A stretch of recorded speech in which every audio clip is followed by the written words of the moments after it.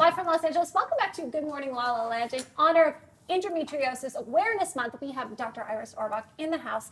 Hello and good morning. Good morning. Thank you so much for being here and for all the work that you've done. Tell us a little bit about what your practice is. Sure. So I feel very fortunate to do what I do and to have, life's journeys direct us in different places and to sort of have realized that I'm so passionate about helping women who haven't really been helped before.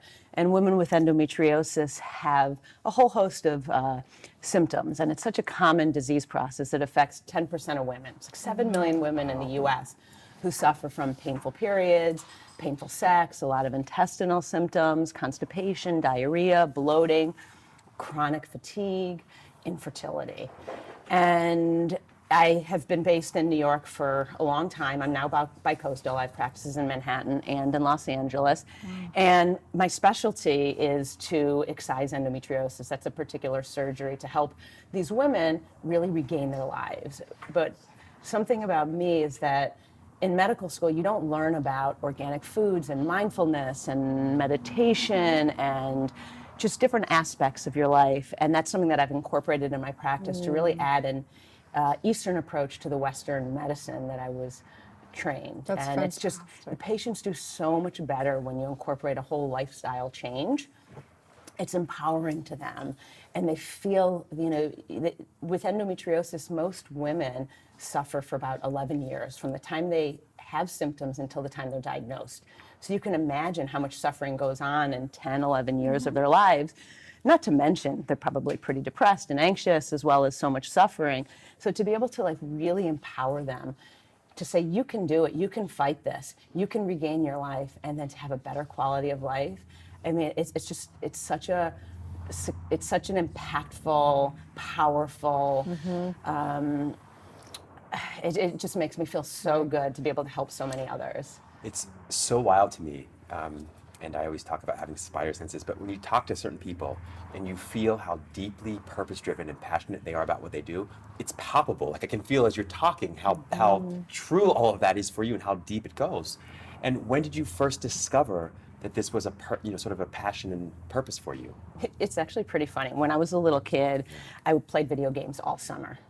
I had to save Mario. I had to save I played so many video games. I remember this one summer, I sat in this outside, we had this outside room, and I played video games all summer until I could save the princess. I think it was level 8, Wow. This was like in the Atari age, Nintendo. I'm not trying to date myself, but again, I don't remember that. I don't know the part. Couldn't do it. And I realized I have such a proclivity for hand-eye coordination. And then my dad's a doctor, very, he's just an incredible mentor. He's so passionate about helping his patients, probably rubbed off on me. And then when I decided I wanted to go into gynecology, right at the beginning when I went into the operating theater and I saw laparoscopic or minimally invasive surgery being done, I said, this is where I belong. Wow. Because there's so much hand-eye coordination, so similar to what I was doing gaming as a kid. And the women in general were younger women, and not many people were there to help them. Wow. And it was just the right fit. So profound to me. It's interesting because that very moment you had, do you remember the game Surgery? Do you remember this game? Right? Yeah, Operation. That's what it is. Honestly, I can't remember this. Operation. The day I discovered Operation was the day I realized, I thought I was going to be a doctor before that. And I remember I was so full of anxiety and stress as a kid. I remember I could just not even, yes, you were that friend I hated that was perfect, that she would just get each one. I hit the buzzer all Did the you? time. Yeah. Everybody does. I was able to get the wishbone, but many of the other ones, maybe not so much. Not anymore. Now I could do it. Yeah. So I can't help listening to this. I think it's fascinating what you do. I think it's fascinating of bringing Eastern and Western medicine, but I can't help but think this woman is like a badass. Like she knows exactly what she clearly, from everything you did from the, gaming to your career to looking at how many talks and how many videos and everything you're up to there. I'm thinking you were born this way. You must have been born this way. I mean, what do you think that secret is that you hold? It's so interesting. I think the self-reflection to actually answer your question has only come recently. I'm actually writing a book on how a woman with endometriosis can reclaim her life.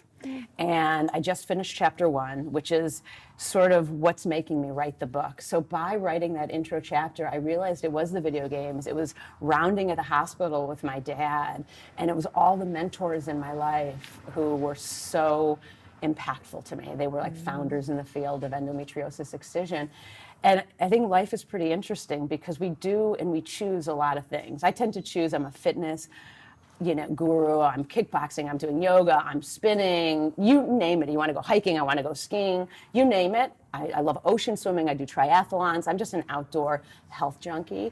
And all these little pieces that seemed very random actually aren't random at all. And I think so much of the world is like that. We just have to be willing to embrace what's coming at us. And, again, to talk about my dad, he's always like, never say no. There's an opportunity. Do it today, not tomorrow. And I just find that no matter what I'm doing, if I can learn something from whatever it is, chances are I'm going to unconsciously incorporate it in my life. And that's sort of just how my life has been. You and Jezlan must be sisters. She says she doesn't say no to anything. Okay, she accepts all challenges. Accepts all challenges, say yes to everything, and that's really opened up so many doors for me. And now, in writing this book and after doing your reflection, what do you think is going to be next for you in your practice? So, well, I just moved to LA less than a year ago, so I'm bi-coastal.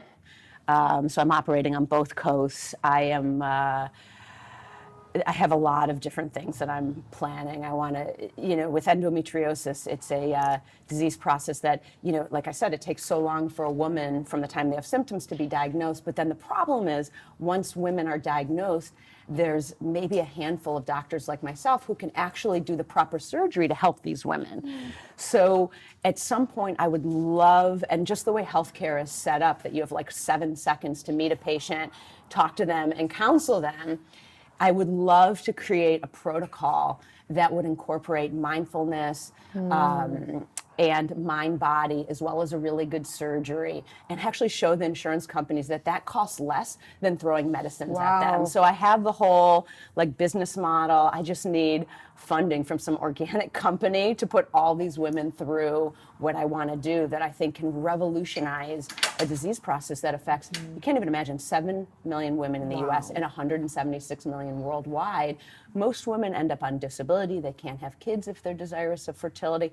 They suffer, and most gynecologists don't even know how to diagnose endometriosis, let alone do the proper surgery to treat endometriosis. So I want to change the way that healthcare is for women with endometriosis. I want to give them their lives back. So where do people find you? So people in LA, my website is lagyndr.com, like lagyndoctor.com. And in Manhattan, it's nycrobotic.com. So I'm looking forward to watching you do that startup and getting it done. I have a feeling it's Yeah, already I've got done. a real strong feeling. I feel like it's already in already process. Yeah, the opportunity is just way too big. We're betting on the jockey. Yep. Okay. I thank you guys for what you do too, Yeah. because that's what makes the world better, by your inspiration, inspiring other people. So thank you for what you do. Yeah. Thanks for saying that. Yeah. We definitely.